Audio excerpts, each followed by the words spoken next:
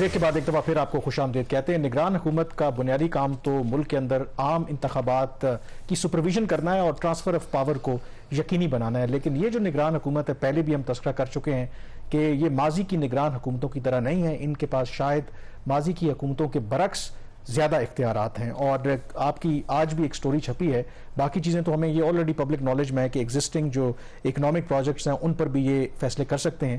لیکن یہ بڑا جو آپ کی سٹوری ہے اس میں بڑا ایک انٹرسٹنگ فیصلہ کیا ہے.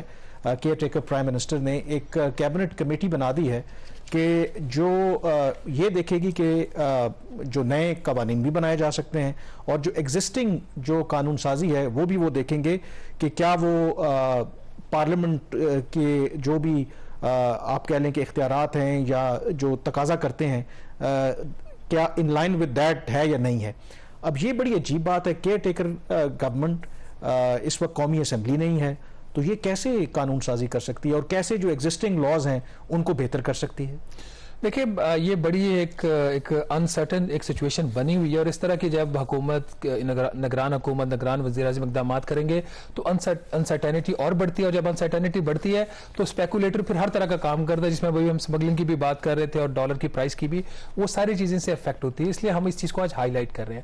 اب جو الیکشن کمیشن کا جو ایکٹ ہے، الیکشن ایکٹ 2017، اس میں جو سیکشن 230 ہے جس میں ابھی ترمیم بھی کی گئی ہے، اور باقی جو ریلیونٹ سیکشنز ہیں اس کے تحت تو جو نگران حکومت ہے اس کا کام ڈے ٹو ڈے بزنس کو چلانا ہے. اور الانگ ود دیٹ جو ابھی نئی امینڈمنٹ آئی ہے وہ یہ ہے کہ جو اکانومی سے ریلیٹڈ میٹرز ہوں گے، جو آن گوئنگ ہوں گے، جو پہلے سے چل رہے ہوں گے، اس کے اوپر جو نیڈڈ سٹیپس ہیں وہ اٹھائیں گے اور اس سے زیادہ کام نہیں کریں گے. لیکن یہ جو نوٹیفیکیشن کل نکالا کابینہ ڈویژن نے، یہ میرے لیے بڑا حیران کن تھا کہ وزیر اعظم صاحب نے منظوری دی ہے cabinet committee for disposal of legislative cases CCLC. یہ ایک نارمل گورنمنٹ کا جو ایک آئینی ایک آپ کی ایک نیشنل اسمبلی ہوتی ہے، اس کے تحت وہاں پہ جو ایک وزیر اعظم منتخب ہوتے ہیں اور ان کی جو کابینہ ہوتی ہے یہ ان کے کام ہے.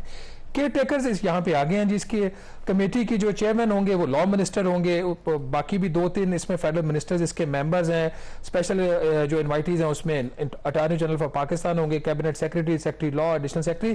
بٹ کامران اس کا جو ٹرمز آف ریفرنس ہے، اس کا مینڈیٹ جو ہے وہ بڑا انٹرسٹنگ ہے. اس میں 2-3 چیزیں اگر ہم ہائی لائٹ کر دیں، اس کے علاوہ ایک 2 کمیٹیز بھی بنائی ہیں پرائم منسٹر، اس کی بھی بات کرتے ہیں کہ یہ ایگزامن کرے گی فریش لیجسلیشن کو، اور اس میں ترامیم جو ہے جو ایگزسٹنگ لا ان میں پرپوز کر سکتے ہیں، نئی قانون سازی یہ پرپوز کر سکتی ہے. اور ایک جو چیز اس کے اندر مجھے بڑی حیران کن لگی، اور جس نے یہ نوٹیفیکیشن ڈرافٹ کیا ہے اس نے شاید سوچا نہیں ہوگا کبھی پارلیمنٹ بھی ہوتی ہوگی پاکستان میں اور اس کا مینڈیٹ کیا ہوگا.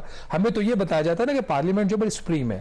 یہاں پہ یہ لکھا ہوا ہے کہ یہ جو ٹرمز آف ریفرنس ہے اس کے مطابق یہ جو کمیٹی ہے to examine whether fresh legislation اور amendments in the existing laws are in line with the constitutional scheme. یہاں تک تو ٹھیک ہے، not in violation of any existing law, یہاں تک بھی ٹھیک ہے. ویسے تو یہ ان کا کام بھی نہیں ہے، یہ بھی ٹھیک نہیں ہے.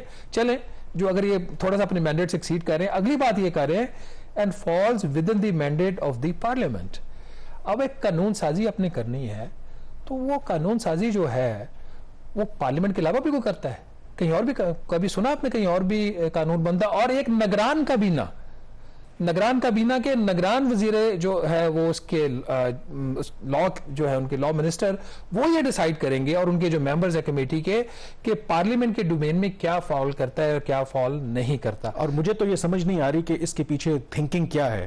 کہ دیکھیں ہمارے ہاں کہا جاتا ہے نا کہ پارلیمنٹ جو ہے وہ ساورن ہے اور منتخب وہاں پہ نمائندے ہوتے ہیں، انہوں نے فیصلہ کرنا ہے کہ کون سی لیجسلیشن کرنی ہے. ایون کہ پاکستان میں یہ ڈیبیٹ بھی ہوتی رہی کہ یہ سپریم کورٹ نے کئی جو پارلیمنٹ کی پاس کردہ قوانین تھے ان کو کالعدم بھی قرار دیا، تو یہ بھی تنقید ہوتی رہی کہ یہ سپریم کورٹ کا کام نہیں ہے.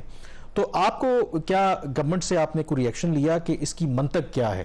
کیونکہ اپیرنٹلی تو جیسے قومی اسمبلی اس وقت ہے نہیں، اگر کوئی سمجھتے ہیں کہ نیا قانون لانا چاہتے ہیں تو کیسے لائیں گے؟ دیکھیں اس کی ایک ہی صورت لگتی ہے، یہ آرڈیننس لا سکتے ہیں، اور آرڈیننس کی جو میکسیمم لائف ہوتی ہے وہ 8 ماہ ہوتی ہے، 120 دن پلس 120 دن. لیکن جو اگلے 120 دن ہے اس کی قومی اسمبلی اس کو ایکسٹینڈ کرتی ہے، حکومت خود نہیں کر سکتی.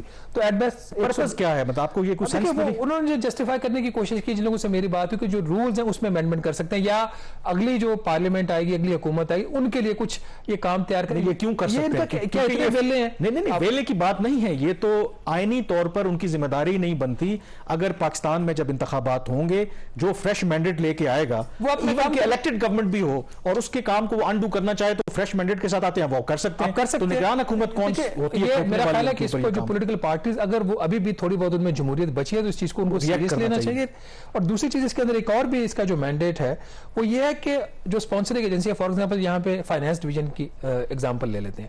فائنانس ڈویژن اگر کوئی لا پرپوز کرتا ہے, کوئی ڈرافٹ لا, اور جو سی سی ایل سی ہے اسے ڈیفر کرتی ہے, اس پہ امینڈمنٹ کرتی ہے, اور فائنانس ڈویژن اسے ایگری نہیں کرتی تو معاملہ جائے گا وفاقی کابینہ میں اس پہ فیصلہ کرنے. یہ کر کے رہے ہیں, یہ ملک مطلب ایسے چلاتے ہیں, ایسے کیئر ٹیکرز آتے ہیں. یہ ایک عجیب ہی ہے کہ انہوں نے تماشا بنا لیا. دو اور کمیٹیاں بھی ویری کوئکلی, ایک تو جو امپورٹنٹ کمیٹی بنی کیبنٹ کمیٹی آن چائنیز انویسٹمنٹ پروجیکٹس, یہ بھی کابینہ کی ہی کمیٹی ہے.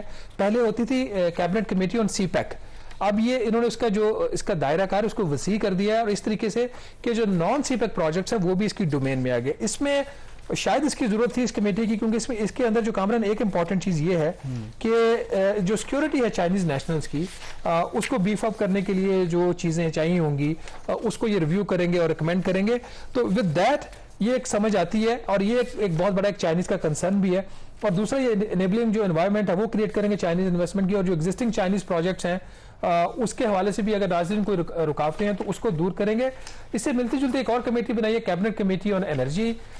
یہ بھی ایک اہم کمیٹی ہے, کابینہ کی ہے, اور اس کے اندر بھی انرجی کے جو پروجیکٹس پاکستان میں اس وقت چل رہے ہیں ان میں اگر کوئی رکاوٹیں ہیں وہ اس کو دور کریں گے, اور کچھ ایسی چیزیں جو حکومت کی پالیسیز کے اگینسٹ ہیں اس کو امینڈ کرنے کی بات کریں گے. حکومت کی کون سی پالیسی ہے, مجھے تو نہیں سمجھ آتی کہ کیئر ٹیکر حکومت کی بھی کوئی پالیسی ہوتی ہے لانگ ٹرم.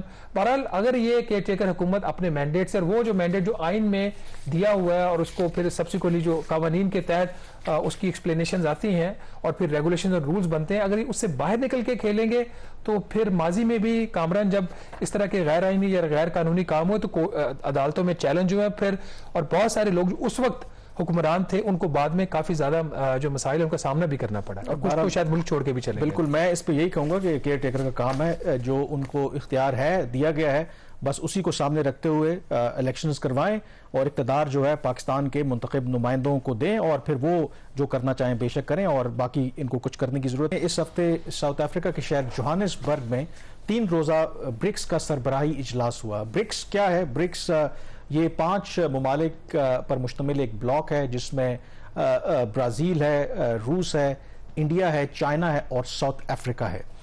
پہلی دفعہ برک کی جو ٹرم ہے وہ کوائن کی تھی گولڈمین سیکس کے ایک اکانومسٹ تھے, انہوں نے اس کی ٹرم کوائن کی تھی, اور انہوں نے ریفلیکٹ کیا تھا کہ یہ جو ایمرجنگ اکانومیز ہیں دنیا میں, اور پھر اس لیے ہوا کیونکہ اس میں ساؤتھ افریقہ شامل ہو گیا. 2009 میں یہ جو گروپ آپ کہہ لیں کہ ایک انفارمل گروپ تھا مارز وجود میں آیا, لیکن دیکھتے ہی دیکھتے یہ گروپ اس لیے اہمیت اختیار کر گیا کیونکہ خاص کر کے چین اور روس جو ہیں وہ اس گروپ کے توسط سے یہ کوشش کر رہے ہیں کہ دنیا کو ایک متبادل نظام دیکھ سکیں, کیونکہ وہ یہ سمجھتے ہیں, اور بہت سے ملکوں کا یہ گلہ بھی ہے, کہ اس وقت جو امریکن لیڈ سسٹم ہے, گلوبل فائنینشل سسٹم ہو یا UN سیکیورٹی کونسل کا نظام ہو, IMF, ورلڈ بینک ہو, شاید وہ ترقی پذیر اور غریب ممالک کے ساتھ اس طرح سے انصاف نہیں کرتا.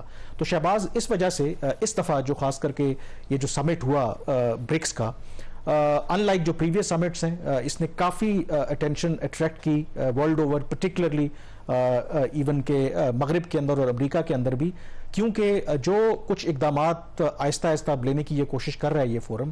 تو لگتا یہ ہے کہ پہلے شاید اگر کسی کا خیال تھا کہ یہ چیلنج کرنے جا رہے ہیں امریکہ کی یا مغرب کی ہیجمنی کو, لگتا یہ ہے کہ things are heading towards that direction, اور وہ اس کا ذکر بھی کریں گے.